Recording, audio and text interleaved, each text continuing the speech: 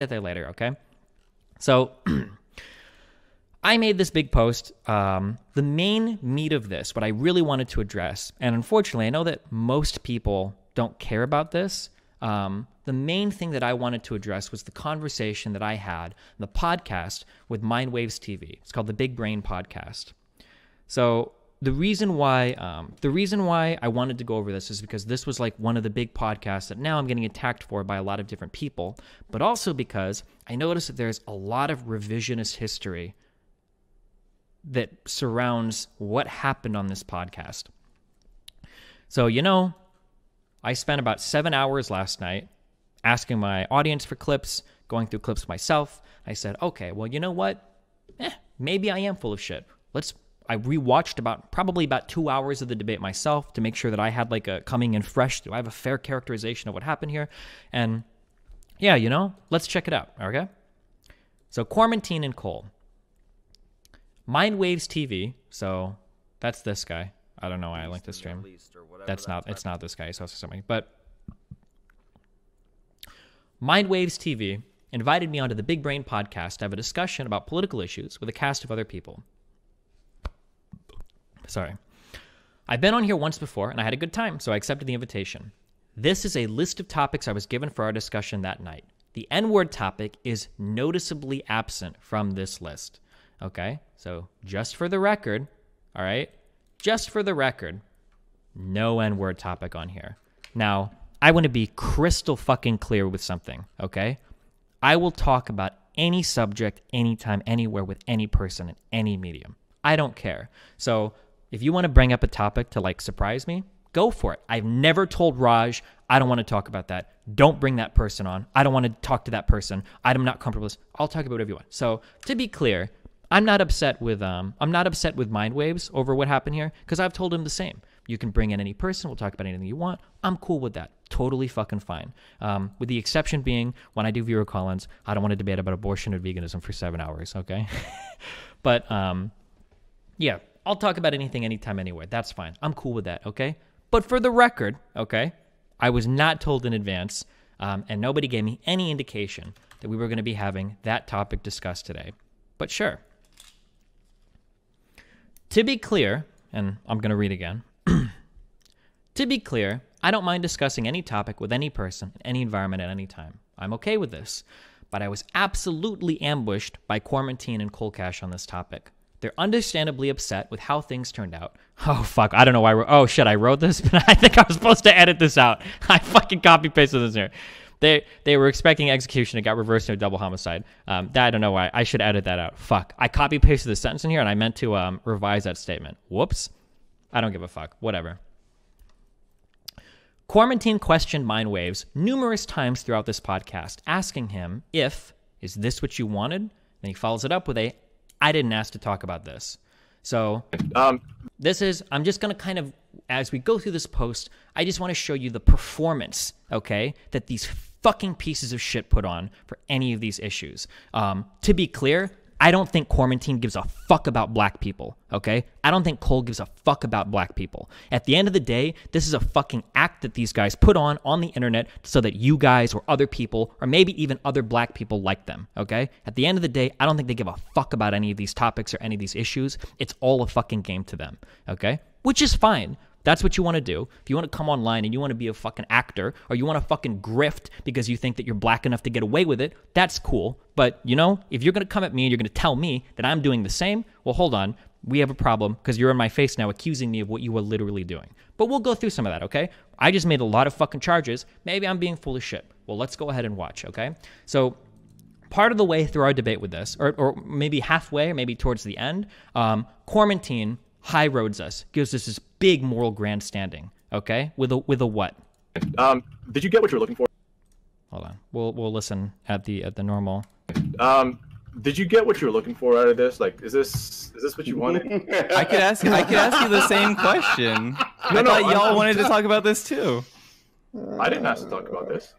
That's not what I heard. The reason I'm asking you that is because like what's actually going to get solved in this conversation? Absolute jack shit. No one's going to get convinced of nothing. No one's going to get convinced of anything because everybody is incentivized to hold their position, right? Steven over there is incentivized to not give an inch on this whatsoever. He thinks it's completely okay. Rel is incentivized, as much as I respect it, brother. Rel is incentivized to agree with him, and you're incentivized to hold this conversation. So what I'm asking is everybody getting what they wanted? So here we get the big moral grandstanding by Kormantine. That's a good point, man. Maybe it was irresponsible to bring this topic up here. Maybe this wasn't the correct forum to do it. Maybe I'm too much of a screamer or a shouter, or we don't have the right moderation, or maybe we don't even have the right representation. Maybe as a white person, maybe I really don't have any fucking place in this conversation. Those are all arguments that could be made, sure.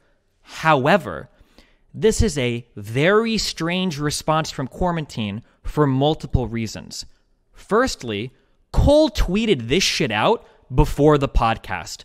Cole James / Andre Demise, that's the performer, okay? Versus Destiny, 7 p.m. tonight. We want all the smoke. Hashtag only built for gangsta left. Hashtag gangsta left.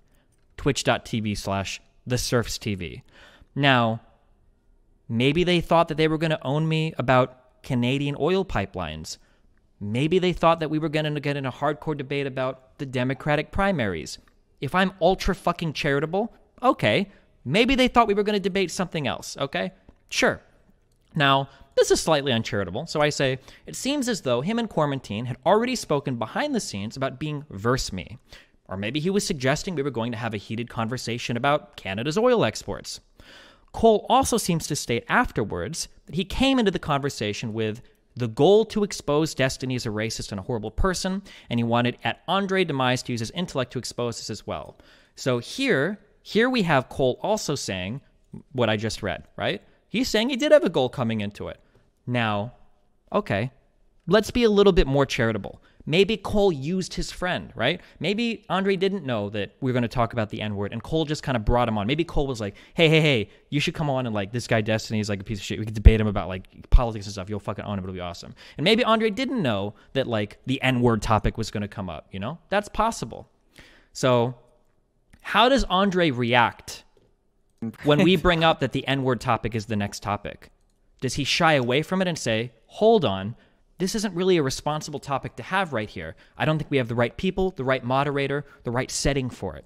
Does he say, well, hold on, I'm going to withdraw from this conversation because I don't want to be a part of it? Or Destiny should step back because he shouldn't be a part of it. Well, what does Kormantine say when we ambush me with this topic? By the way, when this comes up, this is the first time, Andre is Kormantine down here. This is the first time that I hear that I'm going to be talking about this. What is the response? Let's do it.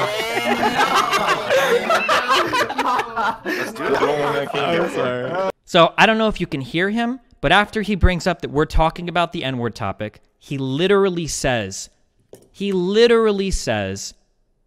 that's the only one I came here for. Let's fucking go. Let's do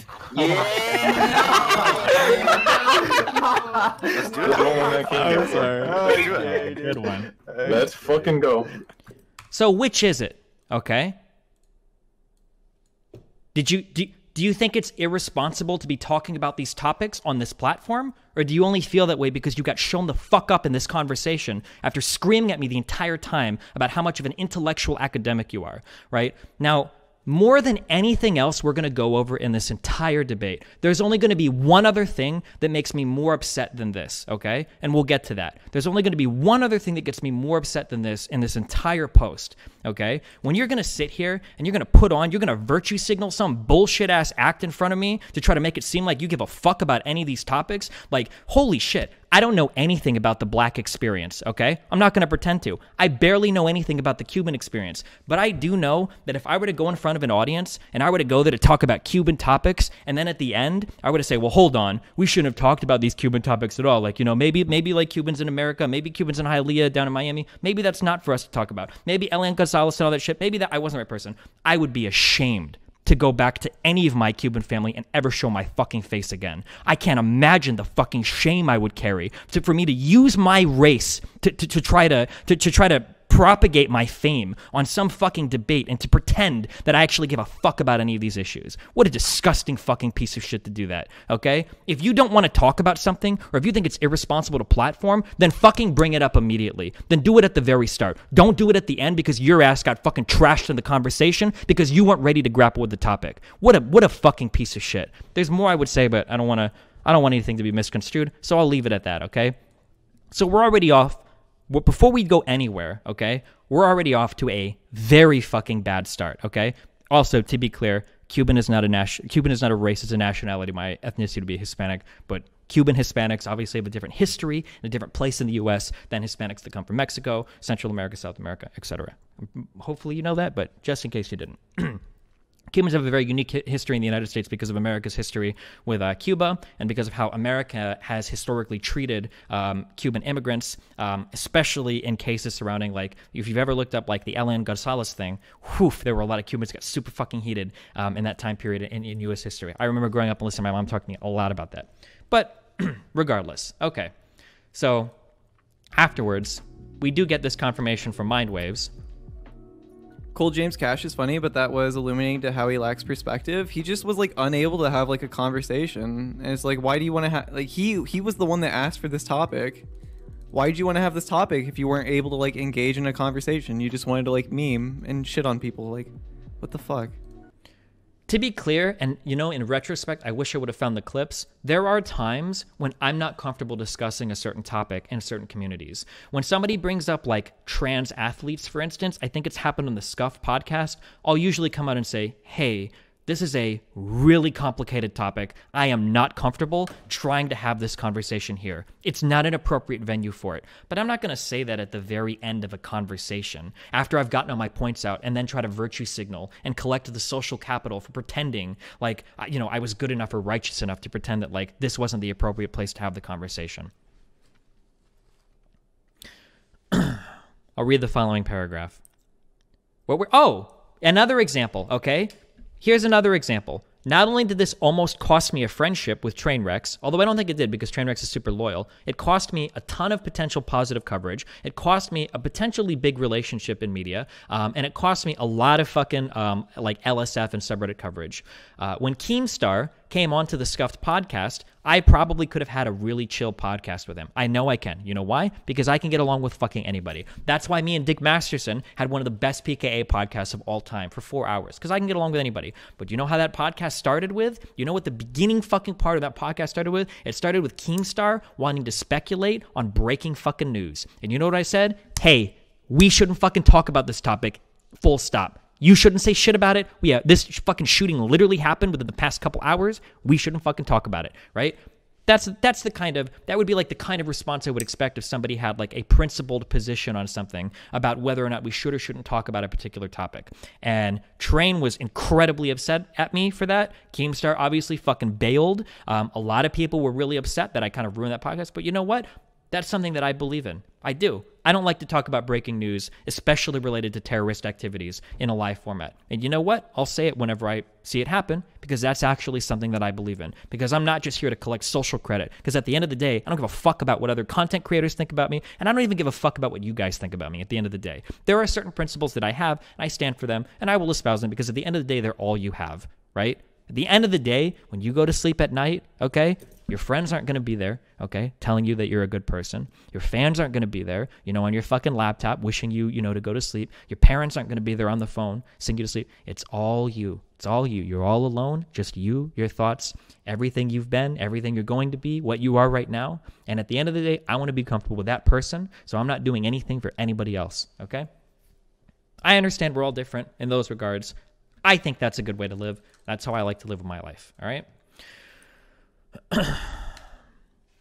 Reading the next paragraph. What we're seeing from Kormantine when he repeatedly asks, are you happy with this? Is this what you came here for? Is a performance. I'm not sure if he even cares about black issues at all, but I do know that he absolutely put on a performance for the audience to show his indignation at discussing a certain topic, despite him not only asking for it without my knowledge, but gleefully engaging with it at the start. It's a little troubling because I genuinely do care about issues related to language plus other minority issues, so it's very irritating to have to argue with someone like Kormantine, who's clearly only here for the social capital, as demonstrated by the performance that he puts on above. So for 2 examples of this from my past, I stopped using the F word, the F slur word, way before it became banned on Twitch. Years before that became banned on Twitch, because I had a principled position against it, publicly. Also, I don't say autistic or retarded anymore, and I haven't for at least a year. I might slip every now and then. I admit it's a mistake when it does happen, but guess what? Lots of other people still say it on Twitch. I don't, because I have a principled position on it, okay? That's just saying. I'd like to document a bit of behavior by Cole before we go anywhere. For some reason, people keep pointing to me being harsh during the debate, but they never bother to mention any of the instigation that Cole does, implicitly endorsed by Kormantine, as these two are here together and knew they were coming together for one topic for the entire duration of his podcast day. Before the podcast has even started, Cole is throwing shade my way without mentioning my name. Now, I don't know. Now, at this point, I don't actually know if this is about me. Like, it sounds like it, but maybe they hate the other guy in the thing. Maybe like Bastiat or whatever the guy. Maybe they're talking about him. You already know if I'm from here. I don't show up just to be showing up. I'm not one of these. Oh well, I debate for a living. I'm on the internet, but I'm not one of these internet dudes. I don't at you. I'll get at you. What makes one like an internet dude? Being on the internet, really. Looking at a couple right now. Because we're all here on the internet. Yeah, but there's a difference, and it's the way somebody carries themselves. Yeah. It's the conviction to which that they speak. Mm-hmm. Do you when you see Cole Cash, when you see me outside of here, it's the same person. People who have met me, I keep that same energy. I leave the house. I groom myself. I shower. Okay. I don't know if that's supposed to be a shot at me or not, but okay. We still have, before we've ever even had a scuffle or anything, he still takes these weird random shots at me. I don't know. It's a lot of, being friendly don't mean you're my fucking friend, and that goes for some individuals in this stream, man, that being polite and joking about certain shit that damn well you couldn't walk into a room full of people of color and joke like that or say something like that. It's a whole lot of that. Oh, yeah. And watching that Canadian election and watching, that, it's a lot of, being friendly don't mean you're my fucking friend,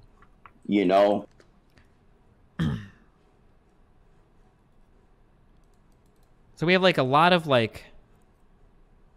there's a lot of Yakubian energy in here. So I heard that, and some people were saying that this is a weird black nationalist racial slur. Oh shoot, I had this post saved. Wait, did he just say it there? Sorry, hold on. I was reading chat when he said that. Apparently this is a Nation of Islam, black nationalism. Oh.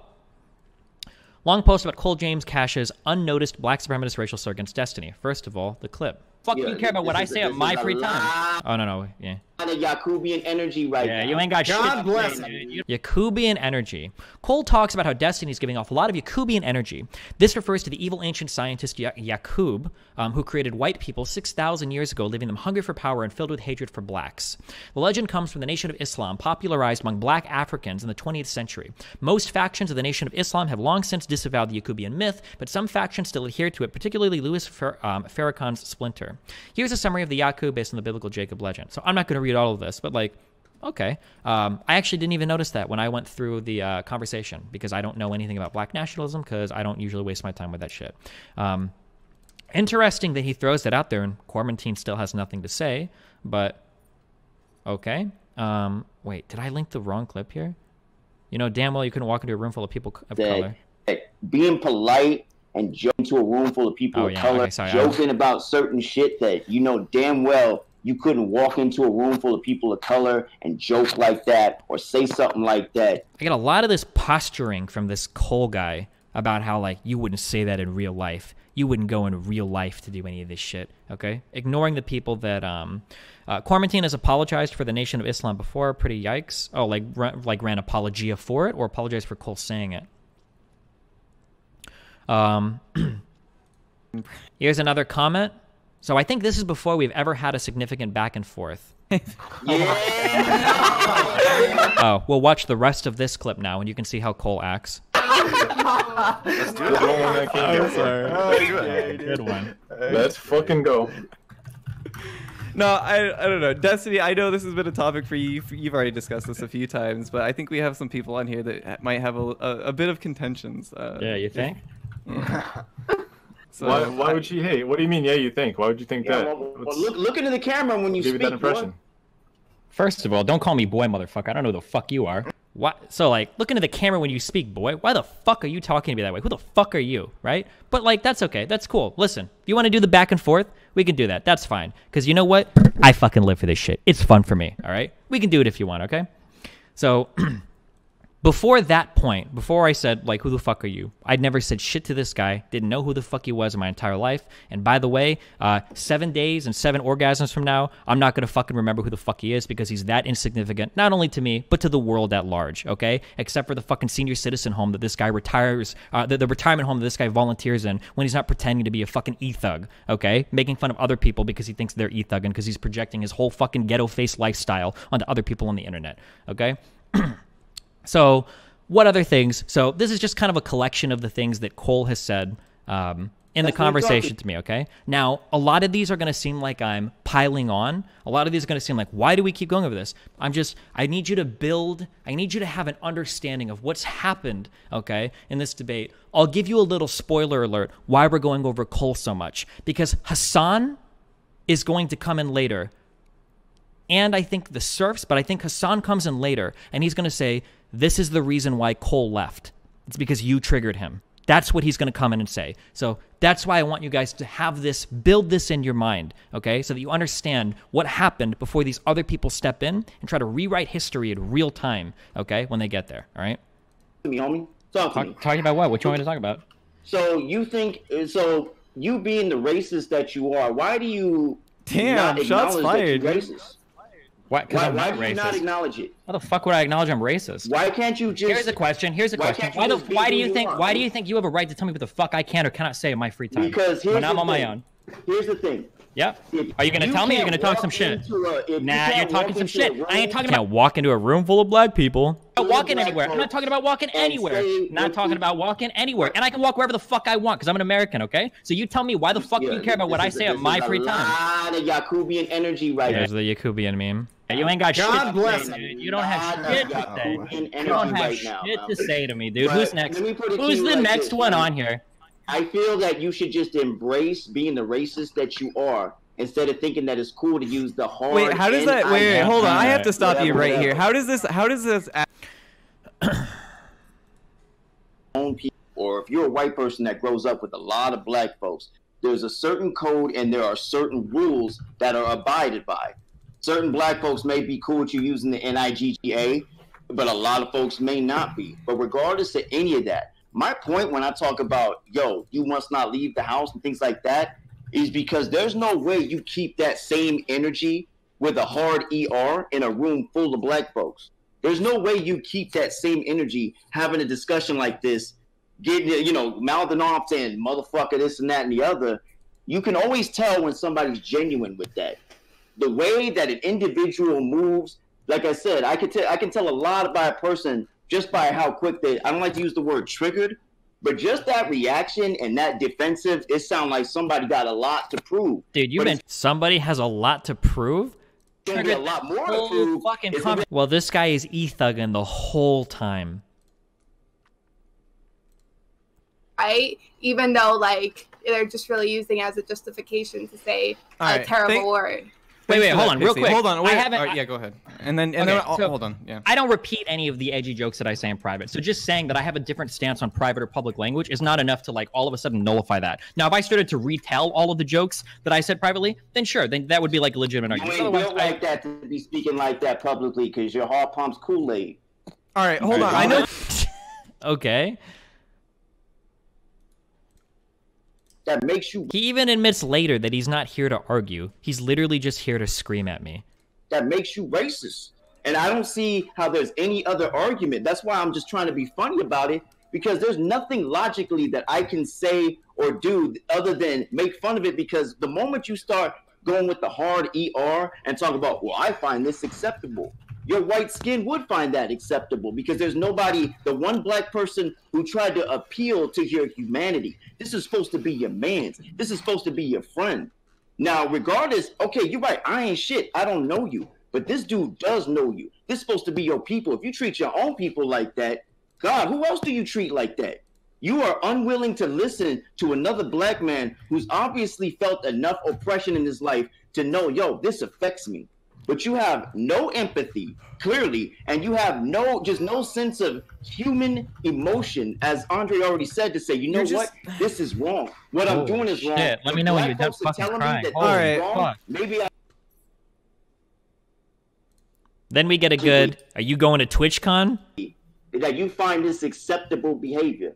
And for me not to call you racist because it's racist. You do racist things and then get mad. You can call me, hey, you can call me whatever the fuck you want. I don't give a fuck what you call me. What I say is, in my private time, with my private friends, I make jokes that I wouldn't make publicly. That's it. And that's all the fuck I have to say to you. I don't have to say fuck all else to you. That's all I got to say. You have to tell me why you think you have a right to come into my private conversations when you're not there, and tell me how the fuck I'm allowed to talk. Do you go to TwitchCons or things like that? Again, you ain't got shit to say. Yeah, man, fucking TwitchCon. I'm going to fucking Amsterdam. What is this bullshit? Like, you going to TwitchCon? You gonna be at TwitchCon? Like, all fucking debate. All right, dude. Yeah, right. If he wants to go to Amsterdam, maybe we can do it. You'll do a fucking fundraiser.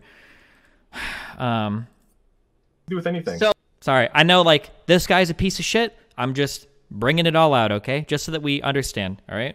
Well, there was a massive study that came out looking at more than 17,000 people, okay? This was a meta-analysis of over 20 different studies that showed an undeniable link between video games and violent and aggressive behavior. Told me to leave this shit alone. Okay. Why are we talking about? Maybe you should. If he told you to leave, then get the fuck out, because you haven't contributed fuck all to this discussion, dude. Holy shit! I haven't contributed fuck all. Okay, so there is an undeniable link. Disproving the point there. There is an seriously though, James. If you don't have anything to add to the conversation, just don't fucking talk, dude. Like, bro, we justifying using the N-word. What more okay, well, you wanted to talk about this, so why are you getting triggered that we're talking about it? Seriously, like, if you don't like the subject, wait until the next one. Like, holy shit! If you're too triggered to have the conversation, then just step out. Go get a fucking coffee or smoke a cigarette, and then come back in an hour. When you take a shower, I'll smoke that cigarette. That's a good one, dude. Keep fucking hitting the same fucking insult. Is that the one fucking thing you prep for this conversation? Yes. All right. Repeatedly not.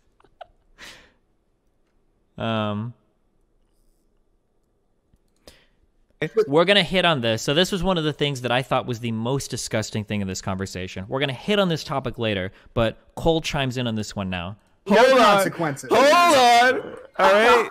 Irrelevant. I know you're sitting in here in the corner, fucking seething at the mouth. What do you want to add to this conversation? Irrelevant. I guess Cole James Cash is getting twisted over the fact that Destiny is white and approves of people saying it in private. So I guess, Yes. I mean, I'm fine with people saying it in private. What you got to say? I'm black. I don't know if you know.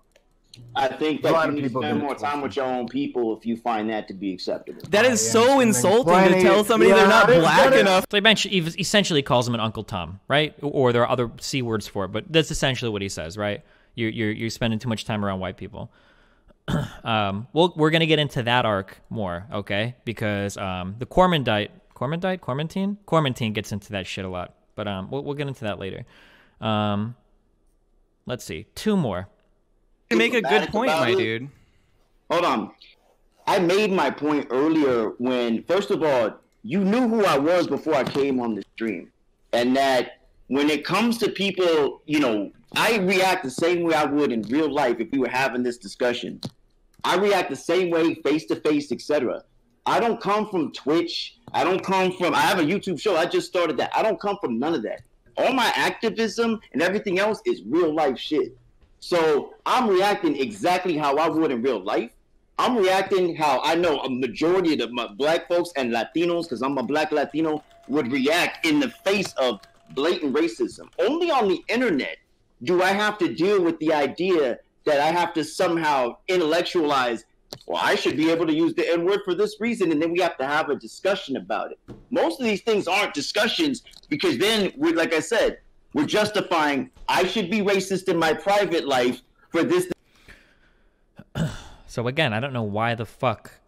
And then he pulls. Then we get a classic Peter Coffin. The little kid has tuckered himself out. He's getting tired. He's got to go do nap time. Maybe get a warm bottle of milk.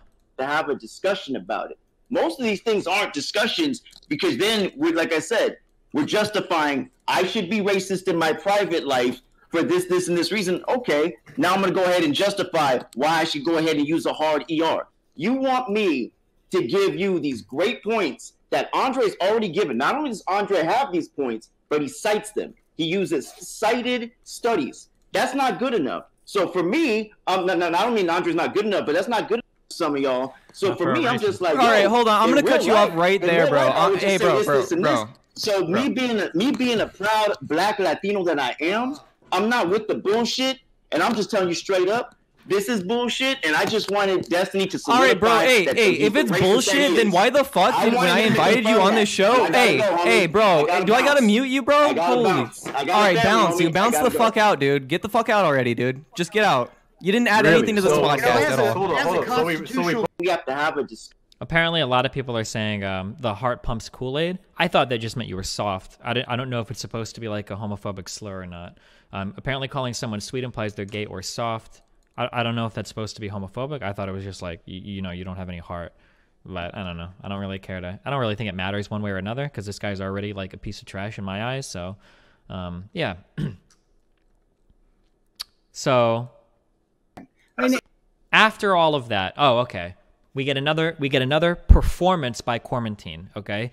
Very important for Kormantine to show everybody how good he is and how down he is with the black struggle. Very important for Kormantine to virtue signal that. So what do we get from Kormantine here? It's hopeless to try and come to a common understanding. Bastia, I love you, but I'm not here to argue this with you. If you can't stop talking, hear what I'm actually saying, okay? This is something I'm speaking to out of my soul, out of my humanity. And I don't debate my humanity with most people. I'm having this conversation with you all because I think it's important for this platform. And for people of color who want to be on this platform and see this kind of toxic behavior and say, fuck it, I'm never going to go near that. That's why I'm having this conversation with you all and for no other reason. And what I'm trying to say to you is you might be able to shout me down. You all might be able to talk over me. You might even be able to possibly win this argument in the eyes of your viewers. But you know what you're saying to everybody else who would want to be a part of this and have conversations and build communities here and possibly build movements? You're saying to them, you're not welcome. That's why it makes me upset that we're having this conversation. That's why Cole cashed out like that. That's why Cole left. Cole left because I was being too harsh. Cole left because I was trying to have the conversation, because I was trying to scream over people, all right? So this Kormantine guy, now, it's possible that he legitimately suffers from some sort of paranoia or delusion. I don't know. I don't even mean that as an insult, because honestly, it's really hard for me to understand how he has such a warped view of reality, okay? Cole was literally throwing potentially multiple racial slurs at me, the Yakuba, whatever fucking energy, and then saying my heart pumps Kool-Aid. I don't know if that was homophobic or not. Apparently Nation of Islam people are pretty homophobic, but you know, I don't know, right? Didn't have shit to say about all of that. Didn't have shit to say about whether or not I should shower, about calling anybody out, about threatening to fight me or whatever at fucking TwitchCon. He didn't have shit to say about that, but you better believe he rushed to his boy's defense at the end here, talking about like, oh, that's why he left. He left because you're so mean. That's why he left. Here's another example of Kormantine performing for the audience. He tells me that he's here to debate his humanity, claims that I might be able to talk over him, but I'm ultimately saying that black people aren't welcome on Twitch, and then follows it up and says that Cole left because of my abuse towards him. If you can take anything away from this, it's that Cole was never here to put forth any actual arguments. He was only here to stir shit. And Kormantine's incessant defense of Cole's character, it should be an indictment of his own. The fact that Kormantine will go to bat for a guy like this so hard after that embarrassing fucking performance should tell you more about Kormantine's character than it does about Cole's character. If you think that the role that he came to serve here is justifiable, sure, we can have that argument, but don't pretend that Cole came here to ever engage in any type of good faith argument. Okay. That's Cole, all right? Take a deep breath. How are we feeling? Feeling okay? We're done with Cole, and we're moving on to Kormantine. Now let's talk about Kormantine. Hassan has claimed that I was triggering to them, we'll get into that clip later, and that my debate with him was unfair. Now I've heard other Destiny support group members, so in case you didn't know, anytime I have a debate with somebody, causes some form of PTSD or mental trauma because they can't reconcile how stupid the shit they just said was with the things that I said. They're like, fuck, how could I be so wrong about everything? So what happens is, there's one of two things you can do. In one form, you resolve cognitive dissonance by changing your mind. You assimilate new information, and then you causes the birth of new ideas, and you take on a new perspective, and that's how you solve the cognitive dissonance. In another world, there's like an emergency, in apartment buildings that are high enough, okay? And this is actually true of a lot of major cities in the United States. And apartment buildings are high enough. If you go all the way up and you uncover a massive light, there's a big Destiny support group, okay? A big DSG signal that you can get so that all of your friends can come run together and talk about their horribly troubling experiences with Destiny. So all of you get together. There's an emergency box, break open in case of Destiny debate, and it has all of your tools in it. Oh, here, you take one out, pass it on. Here you go. This is the Destiny Talks Fast cookie. Here, eat it. Feel better. This is we have the Destiny's the Ben Shapiro of the left candy bars. Here you go. Have some. Here's Destiny is a disingenuous debater. Destiny talks over you. Destiny talks more than you. Destiny screams at you. Destiny just denies studies, blah, blah, blah.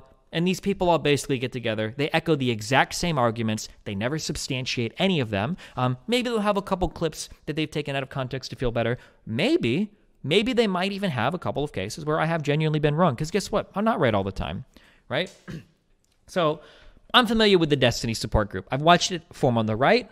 A lot of these guys will get together and they jerk each other off. The whole internet blood sports crew was like that. Brittany Venti, Tonka Saw, I didn't even know half the names. Andy Worski, a lot of these guys, Ian Chung, all these guys got together and talked about how horrible and mean of a debater are. And now people on the left do it. Mike from CCP, Bad Bunny, Alabrel, the Surfs, I've seen him, Hassan, all these guys get together, talking about how much of a bully Destiny is, how mean I am, how much I gish gallop all day, gallop in Destiny, gish gallop and all, right? Okay, cool. I understand it. Triggering events sometimes can call for safe spaces where you need to bring a group of people together to talk about your traumatic experiences. And a conversation with me when you're this fucking stupid is oftentimes going to be a traumatic experience, especially when you couple your stupidity with an unprecedented amount of smugness, which these people are all exceptional at doing. I have never seen smugness coupled with such an idolization of ignorance, with such an obsession with denial of fact, with such a vigorous commitment to the most dishonest framing of arguments I've ever seen in my entire life. Okay? To couple that with the amount of smugness they have is honestly impressive, okay? I've heard other Destiny support group members speaking about how I refuse to accept sources or that I debate disingenuously. This is a claim that gets brought up time and time again, so let's take a look through some of the exchanges in our debate and we'll see if Kormantine was as productive as people say. Firstly, Kormantine already revealed his true colors. I couldn't think of another way to phrase that. I don't know if that comes off as a dog whistle. I don't know. Before the N-word debate had even began, he had already laid into people in a prior discussion, gatekeeping and ad-homming the fuck out of multiple people on the show. Now, there was one topic that we kind of discussed before the N-word topic came up. The topic that we discussed was, I don't even remember. It had something to do with the Canadian elections and then oil exports in Canada, okay? Now, they were talking about that, and I started to get a glimpse of what kind of a show this was going to be before I even got involved in any of these topics, all right? To begin, Cole chimes in out of nowhere to attack Bastiat with no response from Kormantine, just a slight chuckle. So how does Cole treat this guy? How does Kormantine respond? This is Bastiat or whatever. I think this guy is some conservative fuck that I don't even fucking like, but like... Critical is that there was going to be a pipeline built out to the coast, which they can't build according to the Supreme Court ruling. What are we talking about here? I just want you to know you are as corny as I thought you'd be, and congratulations on that, my guy. All right. Well, as corny as a what? All right, hold on. I want to get... We have the Surfs laughing here because it's so funny. It's so funny when they do it. It's so funny when my guys do it. Some other Canadians' perspective. I haven't heard... No response from Kormantine, but a slight chuckle. Guess he doesn't care about that. Here's one. Kormantine literally shuts Pixie up. This has actually been one of the most, I feel kind of like SJW saying this. This is one of the most like patriarchal things I've ever seen in my entire life. If you've watched me on any show that I've been on, and you can go back and look, or you can pay attention in future shows, you might not believe me. I feel really bad for people when they get spoken over a lot, and I actually feel especially bad for women when they get spoken over a lot, because it happens.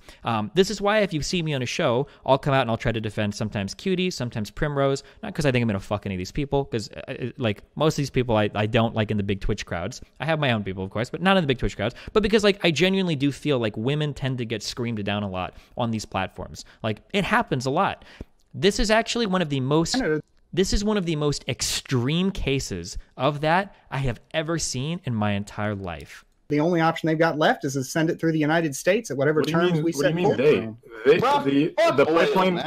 Hold up. Oil. How do you drive your cars without oil? I mean, how do you in a couple build years, your products without oil? You know, like let's say like. Okay, hold on.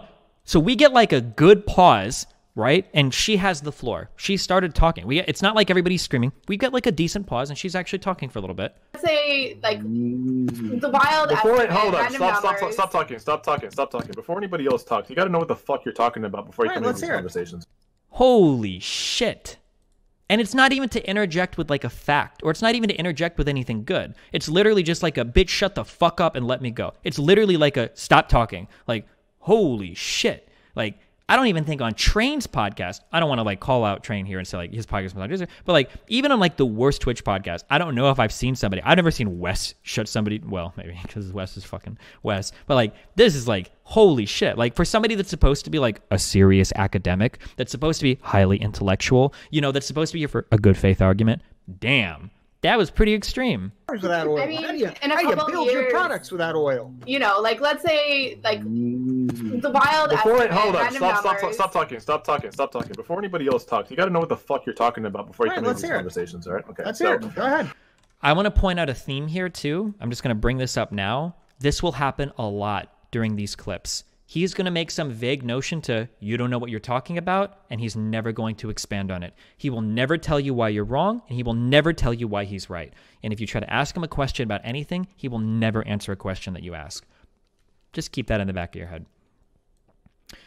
I didn't really run through this convo to document every instance of it, but Kormantine interrupts Pixie constantly. The only two people who ever try to give her speaking time in this conversation are Irrelevant and I. So there are several times in this conversation where Irrelevant is like, okay, Pixie, you can go. And there are several times in the conversation where I say, okay, Pixie, you were going to talk, you go for it. Never will Cole or Kormantine like stop it, like let her actually finish sentence. It will never happen. Not even a single time. Mindwaves, I think, has stopped a couple times instead of two. He's the moderator, so I'm not giving him credit for that. But like, yeah. So Bastiat makes an argument concerning the Canadian pipeline issue. I don't know the ins and outs of it, but it sounds like there's some issue about running a pipeline somewhere, and Bastiat is saying like, oh, well, Canada's not going to be able, or Quebec isn't going to be able to get their oil out of Canada to the United States, which is going to harm Canada's oil exports or something like that. And here is Kormantine's educational, academic response to that. I was going to ask, besides energy... to talk about Canada with people who know what the... Let's see, by the end of this, let's see how many facts Kormantine has spit that we can actually like take like, oh, wow, okay. You really know what you're talking about. Let's see what we get out of this response here. I was going to ask, besides energy... to talk about Canada with people who know what the shit they're talking about. That would be fun. Look, I know we can disagree, but that doesn't mean automatically I don't know what the hell I'm talking about. That's an entirely different issue. I mean, we're having a disagreement on the issues. It doesn't mean that we're both bankrupt on the facts. All right. No, you're just liberal scum, Bastiat. Don't you understand? Look at how he cucks out of that response. All right. Because he didn't have shit to say. I am proud. I mean, anytime somebody with a straight face suggests replacing like all of your fossil fuels with like, and then I come in with my take because like generally like anytime somebody's like we're gonna replace all our fossil fuels with solar and wind, is like I don't think those technologies are there yet. To be fair, I don't know about Canada's market specifically, but I don't think Canada has like some secret technology. But yeah, anyway. Solar and wind, like that's like a... I know you're not talking. What the fuck are you talking about, man? Just what I said. Like, what do you know? Good response. So here we get another... You're not talking. What the fuck are you talking about, man? Just what I said. Like, what do you know about my country? The idea of solar... I know about solar and wind, and I know that solar... What do you know about solar and wind? It's not like you have a different sun or different wind in your... Can you talk to me about the total volume of oil exports? Can you talk to me... So here is another thing that I see happen a lot, okay? I'm gonna be totally honest with you guys, okay? I'm gonna be totally honest with you guys. This does trigger me.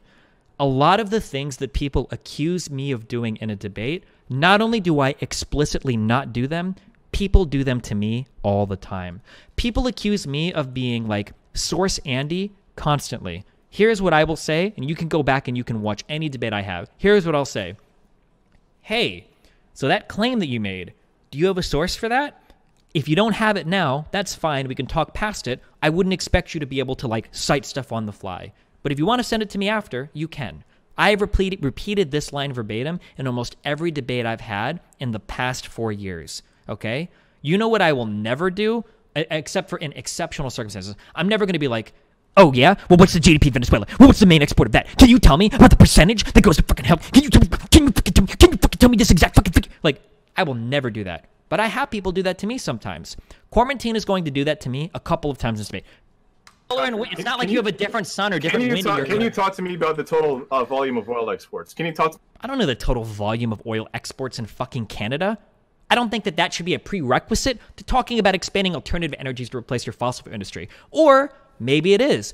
Now, maybe, okay, there's 18 seconds left in this clip. Maybe Kormantine is going to give us a good argument for why that information is relevant to the discussion. To me about oil prices out of Canada. Can you talk to me about raw bitumen? Can you talk to me about that shit? I know you can export oil. You can't export It's entirely possible that maybe Canada has access to some secret technology for alternative energies that nobody else in the world has, even though that would be shocking, but okay. We seem to be doing fine in our current capacity. So again, I don't know what you're talking about. It's not about doing fine. That's not the and then we treat, well, crazy. He didn't say anything of substance at all. I'm not going to spoil it for you, but maybe keep an eye open. Maybe that'll be a trend for this conversation. But, who knows?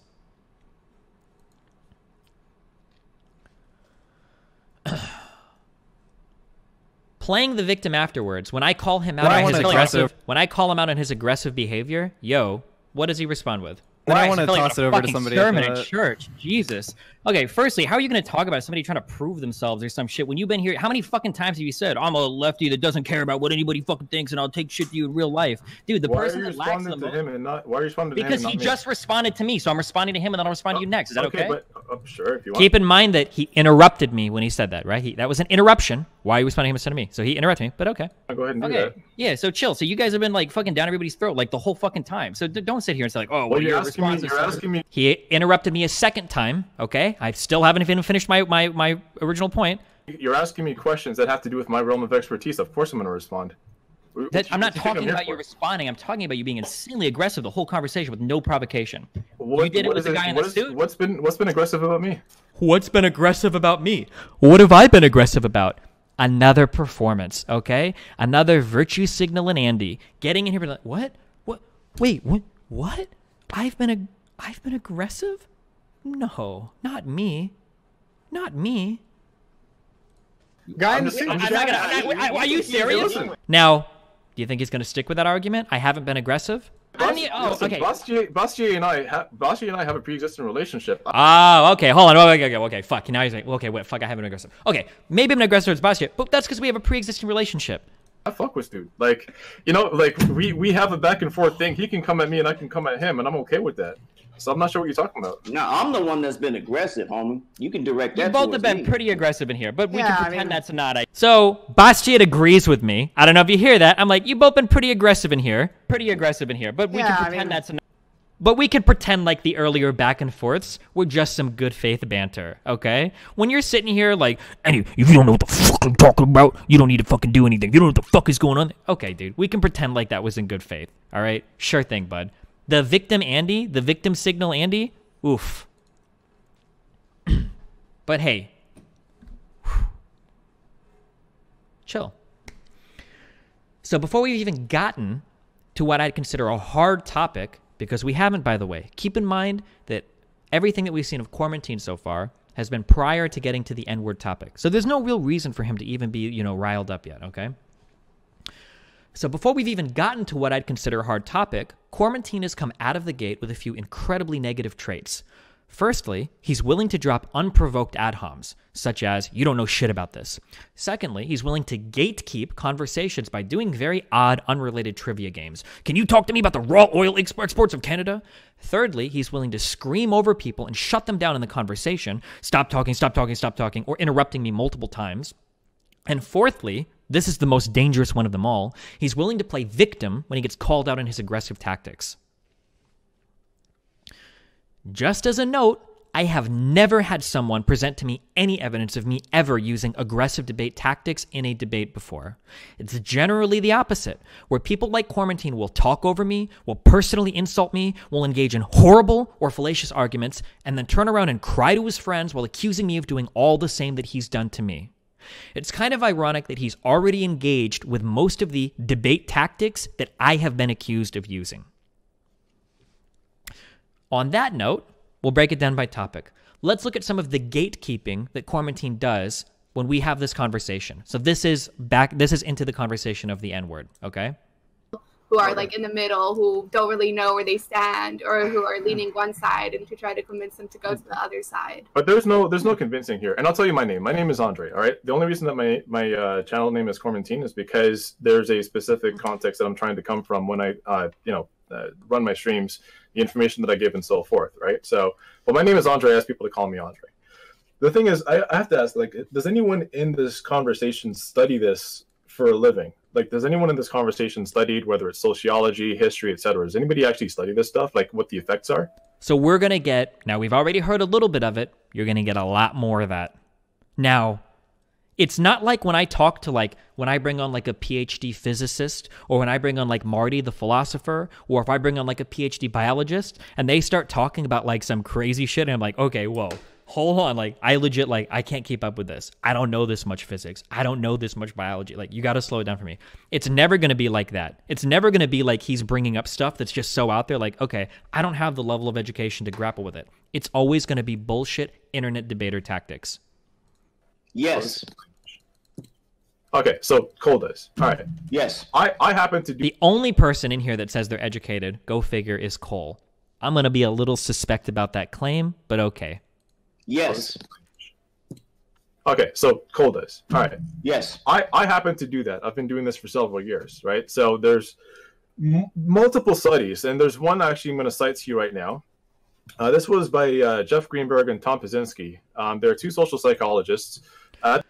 One thing that's going to be a trend for this debate is he's going to bring up a whole bunch of studies, but he's not going to talk much about them. You know what that's called? Don't say it. Don't spoil it for your chat. There's a specific name for this, okay? You might have seen it in a lot of threads accusing me of doing it, but we'll get to that. We'll get to that right here. Certain types. The Gish Gallop is a technique used during debating that focuses on overwhelming an opponent with as many arguments as possible, without regard for accuracy or strength of the arguments. Now, could I do that to people? Maybe. One of the things that I say before every single debate I have, and you can go back and listen to any of them, okay, is, hey, I talk a lot. And sometimes I even talk over people if I'm getting like real excited. If I ever say anything you disagree with, stop me immediately and we'll go over it, okay? Don't let me say a whole bunch of stuff. If I say something right off the bat you disagree with, just stop me and we'll go over things one at a time. I say this in almost every conversation I have, and I remind people of it constantly. Hey, it feels like I'm talking a lot. If it feels like I'm talking too much or I'm saying a lot you disagree with, you can stop me or cut me off at any time. I even say this in personal conversations with people. Hey, if you feel like I'm talking too much, like, go ahead and stop me. Tell me if there's something you disagree with, okay? Like, types of humors in ways that make it so that you wouldn't have those effects happen to you. So as a counterpoint, the problem is, I know. Notice he's cut me off, interrupted me, but okay. That you would like to think that, but the problem is literally every single study that I've looked at that looks at this scenario, like there was. Oh, cool. Okay, are we going to go over a study then? Do you want to bring up a study? That study, then there's also this book, Social Dominance, by Jim Sedanius and Felicia Prado. Notice how we're dropping names of books and names of authors to try to like build up like how authoritative we are, okay? That's going to be a big theme too. You know, Like, there was that study, then there's also this book, Social Dominance, by Jim Sedanius and Felicia Prado. There's this study, Two-Faced Racism, by Pika and Fagan. There's Grant J. Silver from Marquette University. And then there's all of the footnotes from all of those studies, and they all reinforce the exact same idea. Notice how I could be wrong, I have never in my life heard an academic go, well, look up that study and that study and that study, and then remember to read all the footnotes too. What?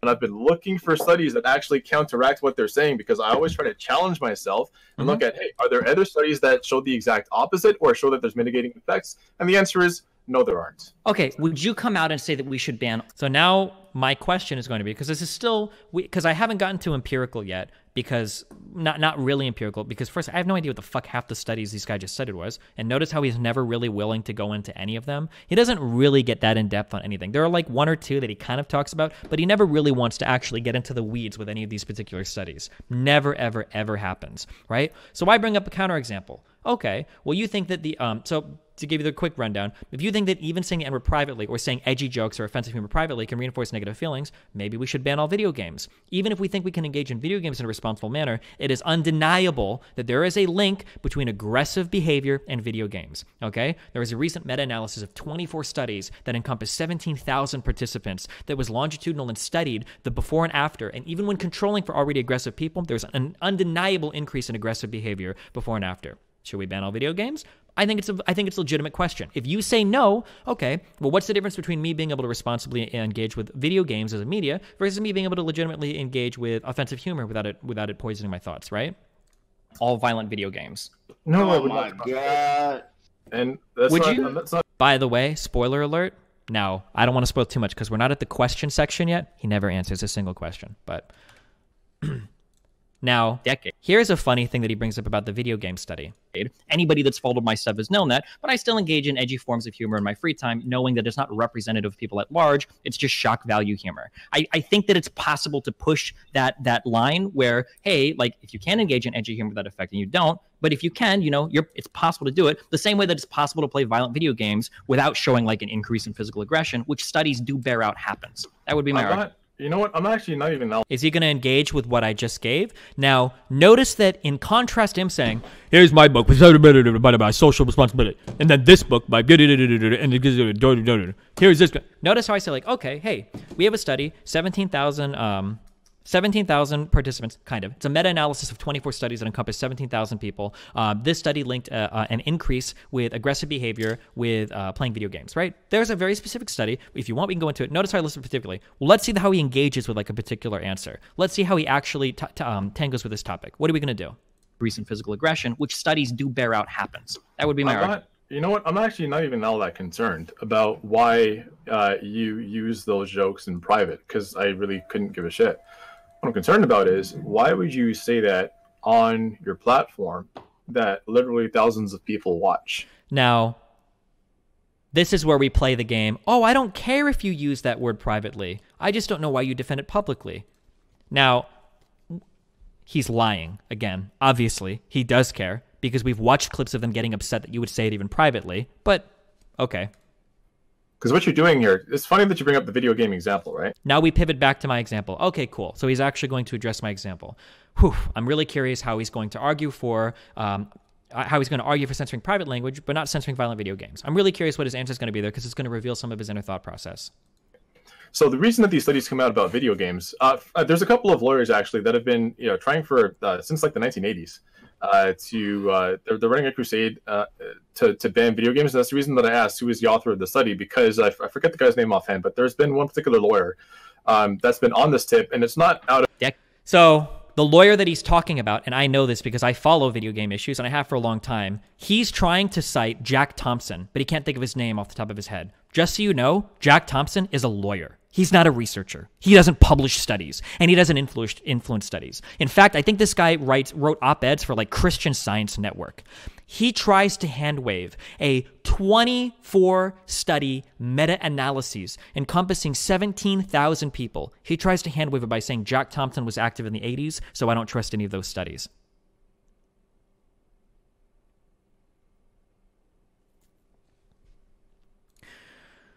The hilarious thing about this is that Kormantine is referring to fucking Jack Thompson, a disbarred lawyer who has no published literature nor influenced any published literature.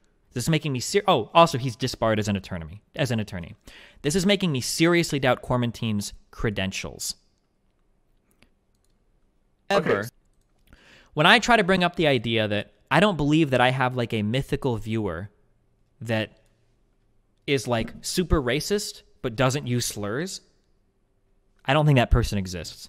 Like, he's so racist, but he doesn't use slurs. But then he hears me say, I say edgy jokes in private. And then he goes back to using slurs, but he's still racist and was already racist. I don't believe in that mythical viewer, but I never actually get to finish that point. Wait, real quick. I don't think that there's this, like, because we're constructing, like, the mythical viewer where there's somebody that watches me. I don't care about the myth. Listen, man. I get interrupted again. Notice how many times he interrupts me and I give him the floor. And how I'm going to be accused of shouting over people and interrupting at the end. Notice how many times I give him the floor after he cuts off my fucking point. I actually deal with this in my day-to-day life, and I write about it for a living. So there's no mythical viewer. That mythical person that you're talking about is the person that when I go into the streets of Montreal after 10 o'clock p.m. at nighttime wants to step out into the street and fight me, right? That mythical viewer is the kind of person that, when a black girl at a school in Scarborough talks back to him, he pins her down and rips her braids out of her hair. Okay, I don't. That's when I'm talking about mythical viewer, I don't think these are guys that listen to me that are like super racist and really hateful. But they're like, oh well, I like Destiny, so I'm not going to say these things. I get cut off again. He doesn't let me finish again. Private, but as soon as they hear me say I have a different stance on. Oh, I keep talking though, and he doesn't get his cut off. It doesn't work here. Why are you yelling? Oh, now we. Why are you yelling at me? Okay. If I knew anybody close to this guy, I would be super worried. I hope he doesn't have kids. I hope he's not dating or married to anybody, because this is like such a great emotionally manipulative tactic. If you're like an emotional manipulator out here, a really great form of gaslighting. One of the biggest red flags, I'll say this if you're a woman out there, it applies if you're a guy too. When you have a significant other that is constantly saying, why are you so upset? Why are you getting so mad? One of the reasons why you do this is because when you delegitimize somebody else's feelings towards you, it's a good way to undermine their confidence when it comes to sticking up for themselves. And that's what he's essentially trying to do here. Wait, why are you yelling at me, bro? After he tried to cut me off twice in this conversation and has been continually doing it the whole time. But as soon as they hear me say I have a different stance on public versus private language, why are you yelling at me? No, I'm not yelling at you, but you keep interrupting every single thing I say. You talk like, I'm not interrupting, I'm trying to have a conversation. No, you're not. You're trying to talk at me. Like a lot. Okay. You're trying to talk to me. Okay. Right? So I'm just finishing my point. When I say mythical viewer, I don't mean that there aren't racist people out there. Like, it's super like, it's like gaslighting. That's like gaslighting 101, right? Gaslighting 101. But wait, this guy literally beats his wife. You're not wrong. Oh, I don't want to bring this up on stream because I haven't vetted it. I don't know if it's true. I shouldn't have even read that headline. Is that actually true? Feministcurrent.com. Oh, this is from 2016. Darling Toronto progressive community Andre Demise charged with domestic assault. Oh, you guys crashed the site because you loaded it too much. Huh.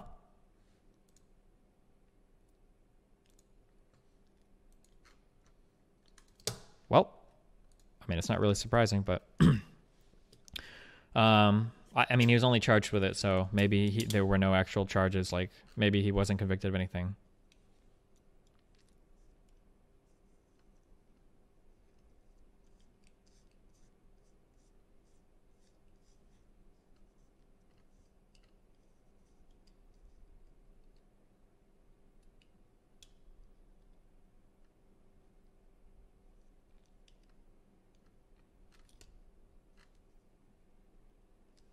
I wonder what the results of that court case were.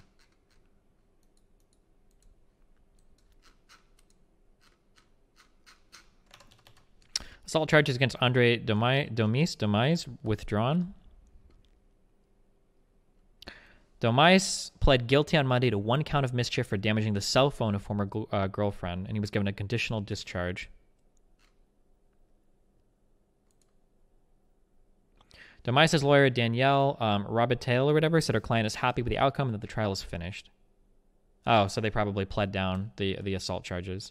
And then they settled for the thing that they knew they'd probably get him on would be the damaged phone. Okay. So, let's see. This was wait, real quick. I don't think that there's this, like... Do you want ice cream? About mythical viewer, I don't think these are guys that listen to me. Okay, so this was the mythical viewer one.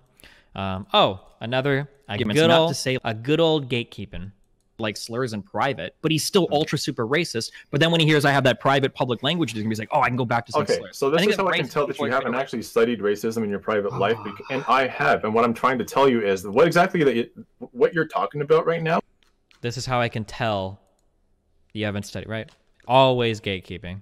Nothing substantial followed up. Always gatekeeping. They then think it's harmless. They will try to compartmentalize it in their mind, and then it expresses itself in ways that are harmful to people of color, like myself, is what I'm trying to say to you.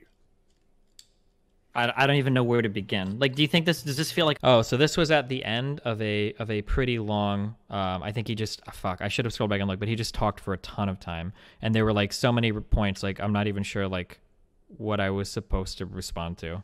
Or like, how to even start. I think I started writing stuff down and then I gave up. Like a conversation to you when you like rattle off like 15 different things and I like don't respond to like a single thing. I'm just telling you what I. Well, so like for like one of your examples here was literally like a parent talking to a child. What? Okay. So I try to like I want to bring up like one of his studies because like he keeps listing them off, but he never lets me go into them.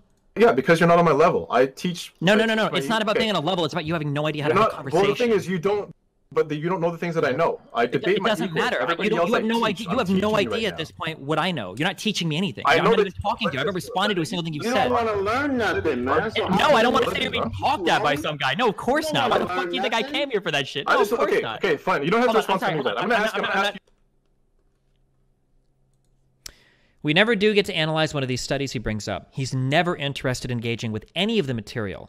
The funny thing is, if he actually was an academic, he would be overjoyed to share his research with us on the podcast. I'm pretty convinced he's never read any of the literature on his desk. I am almost positive that he has never opened a single one of those books on his desk. He probably got recommended a page or two to read by maybe a grad student, or maybe he took those books from a friend so that he could line his bookshelf behind him to look smart. But I can speak from personal experience. When I do research for my debates, I am so fucking happy. When you want to talk about voter ID in North Carolina, you want to talk about the effects of fucking NAFTA, you want to talk about some of the provisions of the TPP, you want to talk about the difference between single and multi-payer healthcare. Whoa, shit, dude. Let's fucking get into policy. I love talking about it because I've done the research and I'll share with you all the information I know and we can go back and forth. The idea that you would know so many studies and you would know so many things about these studies, but you'd be so unwilling to engage with any of it, you would be so scared or you would be so reluctant to dig into a single example. Like, why? Guarantee you those bookmarks were put in there by a friend. A grad student that was studying. He probably bought the book afterwards. He left the bookmarks in so he could pick it up from his table every now and then and look authoritative.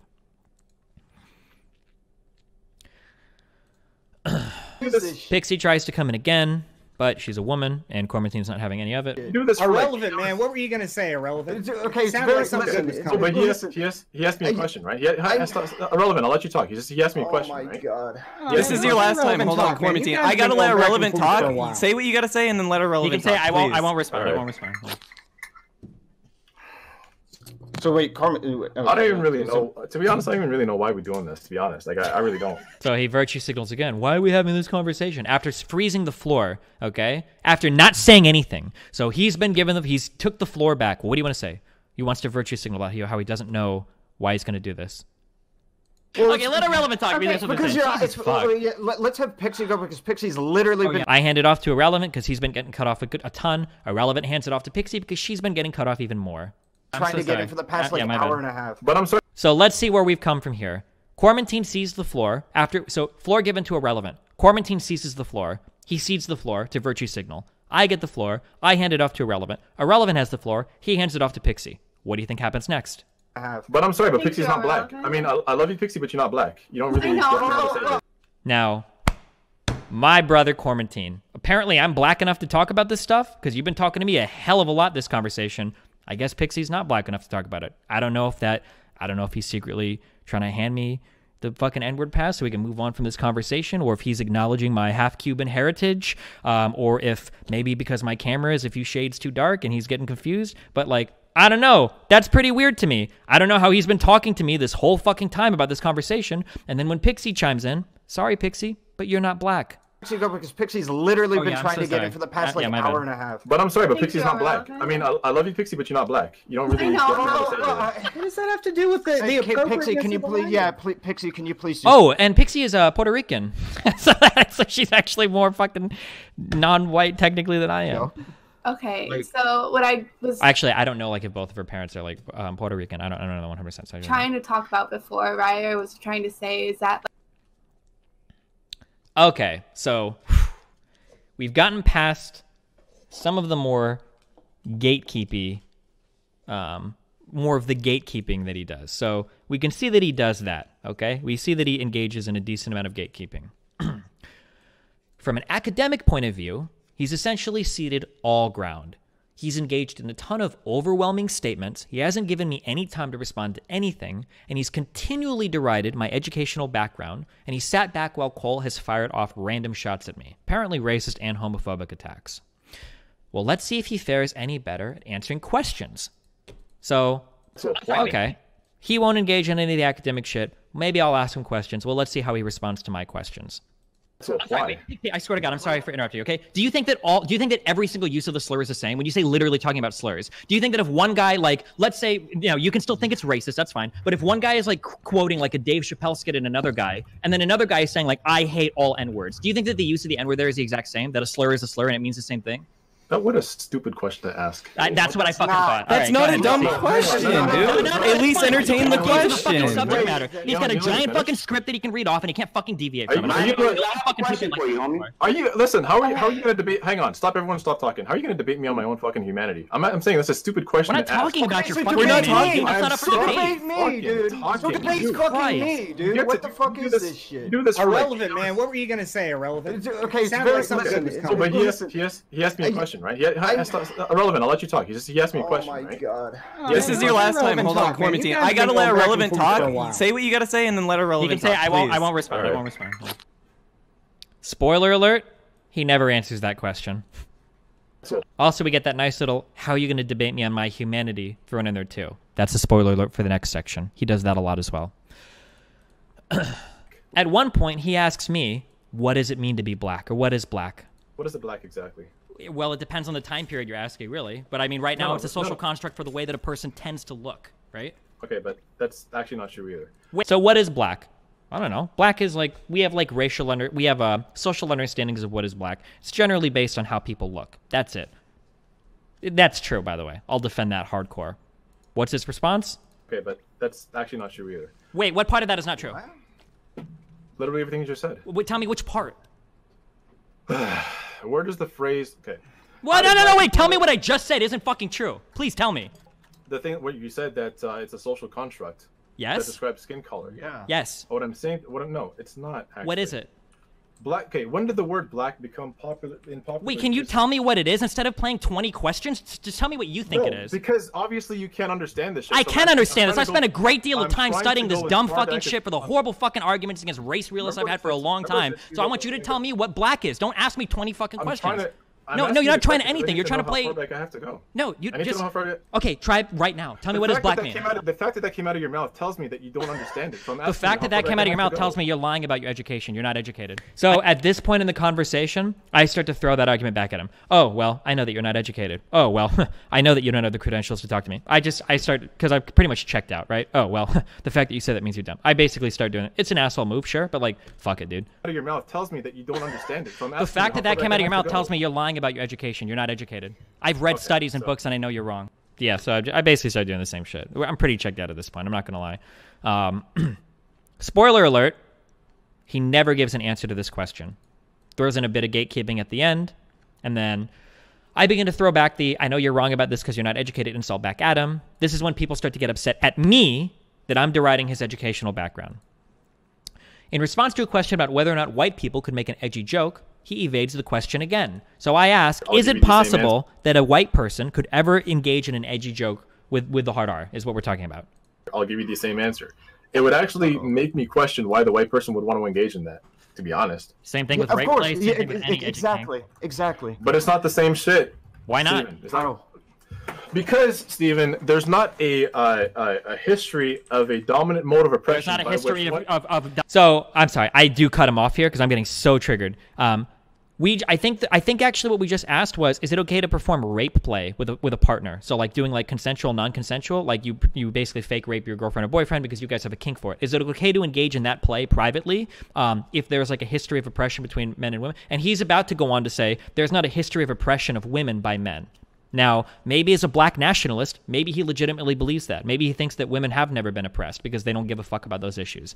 Based on the way he treats Pixie, that wouldn't really fucking surprise me. But there's not a history of a dominant mode of oppression. There's not a history of dominant mode of oppression by men over women. Spousal rape was a thing. But you already started off on the wrong foot. When you say something to me like, why not? Do you want me to answer the question? Or the problem is you don't answer. The problem is you pivot like crazy because you can't just give like a simple. Because these are not simple questions, and that's the thing. Cool. So then, but that's your no. I'm gonna stop you right there. That's your problem, though. You take very complex social issues and you want to smash them down to little tiny sound bites. I absolutely do not do that, and I'm insulted that you even. But you're literally doing it to me right now. The problem is what you're doing is you cannot answer a single question. So people will conflate. He's right in that these aren't simple questions, but he will never answer a question. Just because a question is hard doesn't mean you have to continually pivot away from it over and over and over again and never actually answer the question.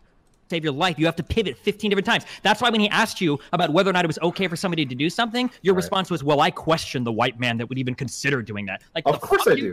It doesn't matter. It's not relevant. And that's why he tried to nail you down on one question earlier, because you can't, even irrelevant can't get him to answer questions. Spoiler alert, he never gives an answer to this question. And that's, I ask again, why is it okay to, in some forms of edgy sexual practices, but not edgy humor like racial humor? He tried to nail you down on one question earlier because you can't answer a simple question. So I will ask it again and I'll see if I can get one answer without a 15-minute speech. Tell me why you think it's okay for somebody to engage in rape play where there has been a history of oppression of men over women and there continues to be to this day, but it's not okay to engage in race play. Let me ask you a question. I'm not answering shit. No. Let me ask you. Do you want the answer or not? Do you want the answer or not? Do you want the answer or not? You want to answer? You can answer. I'm not going to play fucking games, dude. I guess. Okay. And that's why. Spoiler alert, he doesn't answer this question ever. Even when Irrelevant brings it up later, he still refuses to answer. Everything that I cited in that everything I said to you in that conversation and everything that I'm saying now is backed up by hard evidence. And what you all are saying is backed up by how you feel about it. Great. So so just simply put, you said that black people that partake in edgy jokes might do it in order to feel accepted amongst the group. Why doesn't it work that way for race play? And if it does, why are you okay with it? I just explained to you that it works that way for race play too. I just said that. But why are you okay with it, but not edgy jokes? Why am I? No, that's not. Oh my god, dude. And now he realizes that he's like he doesn't actually have the ability to grapple with this conversation. It's actually too much for him. He doesn't realize that he just agreed with a position that contradicts his own argument. That he is okay with edgy race play, even though it could lead to like bad things happening in real life, but he's not okay with edgy humor. And Irrelevant is asking him, well, how do you reconcile the difference in this? And he's like, fuck, I fucked up. I actually don't know what the fuck I'm doing here. Why the fuck am I having this conversation? Holy shit. Dude, it's so hard to have a conversation with you if you're not going to listen. Okay. I did not say that edgy jokes are not okay. I said that the N-word as a slur between people. Notice how we start to draw these distinctions without meaning? Well, it's not that I didn't say edgy jokes against the N-word. That's what we're talking about. What the fuck do you think this conversation is about? You should know. You came on this fucking podcast to ambush me with it. Polite company that is non-mixed company is not okay because it then reinforces the beliefs of the dominant class such that people can end up taking it out on the subordinate class. They then reinforce thoughts, attitudes, and behaviors. Okay. We're not talking about mixed company here. Okay, great. So if a black person is present, you're good. And they get everything. Nope, he wasn't. Notice how when he starts off here, let's watch the two positions. Let's watch the evolution in real time. The real time of his viewpoint. If you take this position, do you agree that like every single person that's ever made like a racial joke is like contributing to racism? And you can answer yes or no. It's not a get you. As a matter of fact, yes. Okay. Hey, that's a fair point. There are a lot of people that say, people like George Carlin even, or people like Louis C.K., they really shouldn't say it on stage. Some people believe that even black people shouldn't say it. Some people believe that even black people shouldn't say it with a soft A. Okay? Okay, cool. But at least you have like your that's your opinion. That's fine. There's nothing wrong with that. Okay, so like So people like George Carlin or Louis C.K. or what about black comedians that do it? What about people like Chris Rock or like McGruber with the Boondocks? What about black people? Can they engage in N-word usage if white people can't? Or Dave Chappelle? Is there a context where racial humor is acceptable, especially when it involves using slurs? Oh my goodness. Okay, so notice how upset he gets whenever he's posed a difficult question. Oh my God! Like we're the ones that are so hard to deal with in this debate. The context does exist. The last people that have the ability to exercise it without being racist are the people on this panel right now. If you can't understand the context in which we live to be able to discern these things, then no, you don't get to have that conversation, unfortunately. So another non-answer. You're not George Carlin. Right. Now we just got the context argument. Hold on. He just said that the types of people that could engage in that edgy humor aren't on this podcast because we're not George Carlin. So does that mean George Carlin was okay to say it? Because now it sounds like we've completely reversed our prior position. I don't understand. That's not a non-answer. It's just saying Holy that you're not shit, able dude, to you do can't it. answer. You're not able to do it. So some white people are able to do it? What's the bar? How funny does a racist joke have to be okay in your eyes? I think there are more examples of this, but I'm too lazy to dig them out. So at this point, it's clear that he's not good at presenting information, nor is he good at answering questions. Well, what is he good at? Perhaps attacking my soul or humanity. That's not innocent. That's not racist. It actually is very fucking racist. And to me, it's emotionless. Like, what kind of void does somebody have to have inside them where a friend comes to them and says, hey, the thing that you did really hurt my feelings, and you say, yeah, fuck it, that's on you. It's borne out by intergroup relationships, and it's borne out by social psychology. So I'm not sure what anybody here is talking about when they say it's harmless. Sure. So I'd like to follow up with what Andre said. The thing is that for one, there's something very much I want to clarify too. If you spend time, so basically, we're getting into like Wait, did he say that? Fuck. That's not innocent. That's not racist. It actually is very fucking racist. And to me, it's emotionless. Like, what kind of void does somebody have to have inside them where a friend comes to them and says, hey, what kind of void does someone have to have inside of them? All right, bro. Hold on. He interrupts me to make this great point. Hold on, Kormantine, hold on, bro. Let me get this out. Oh, sorry, bro. Like, honestly, you need like, what is missing? Hold on. Kormantine, hold on, bro. Let me get this out. Let me get this out. Oh, he's trying to finish the fuck up, dude, and then I'm gonna pass it off to my other bro. All right, go ahead. I just want to know, what is missing in your soul? What a great interjection. Good question, dude. Good faith question. That when you're challenged like this, you fucking start yelling. What's wrong with you? Why are you yelling, dude? Why are you yelling? Oh, no, I'm fucking done with this, dude. Kormantine, are you going to start talking about souls and non... We listened to a part of this clip earlier, but a refresher. It's hopeless to try and come to a common understanding. Dasya, I love you, but I'm not here to argue this with you. If you can't stop talking, hear what I'm actually saying, okay? This is something I'm speaking to out of my soul, out of my humanity. And I don't debate my humanity with most people. I'm having this conversation with you all because I think it's important for this platform. And for people of color who want to be on this platform and see this kind of toxic behavior and say, fuck it, I'm never going to go near that. That's why I'm having this conversation with you all, and for no other reason. And what I'm trying to say to you is, you might be able to shout me down. You all might be able to talk over me. You might even be able to possibly win this argument in the eyes of your viewers. But you know what you're saying to everybody else who would want to be a part of this and have conversations and build communities here and possibly build movements? You're saying to them, you're not welcome. So I think we've more or less established the kind of discussion that Kormantine came to this debate to have. So this moves on into something that was very disgusting to me. So one of the things that I appreciate the most in any person is some sort of moral consistency. I want to feel like you have some principles and that you really do stand for them. Not that you'll say shit. Here's something I learned very early in my life. I don't give a fuck what any person says they'll do in any circumstance ever. Your words mean nothing to me. The only thing that matters is how do you act when shit gets real, all right? Are you willing to step up to the plate and act like an adult, okay? Act like a man, act like a woman, take care of your shit when shit hits the fan and you have to fucking, get out of bed at 4 a.m. to fucking take a kid to the hospital, when you have to fucking work overtime to make your fucking bills, when you have to fucking, help somebody with something, stand up for a friend, when you have to deal with a difficult decision in life, when you've got to make a hard choice, how do you act then? These are the moments that define you. not what you say in a fucking online chat room, okay? So I like it when people have principles. I like it when people are consistent on their morals, okay? That's an important thing for me. One of the most disgusting things that happens in this conversation is Kormantine constantly appeals to his blackness. At some point, he wants to have a brother-to-brother conversation with Irrelevant, but the problem is, Irrelevant isn't the right kind of black for Kormantine, so his blackness means fuck all. It doesn't matter now. Now Irrelevant is too white for the conversation because he disagrees with Kormantine.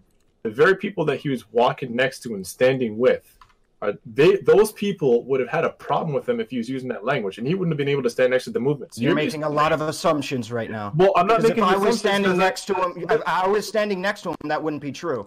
But you're not part of that movement. The thing is, I have actually read them. I have read. What? I have read Stokely Carmichael. Okay, I have read Adam Clayton Powell. And those are the only people that are allowed to stand next to him? What I'm trying to say to you is that the people that he stood next to, if they wouldn't have accepted it, if it's not good enough for them, it's not good enough for me. Who are you to step over them and say, yeah, actually, it's cool with me? You know what I'm saying?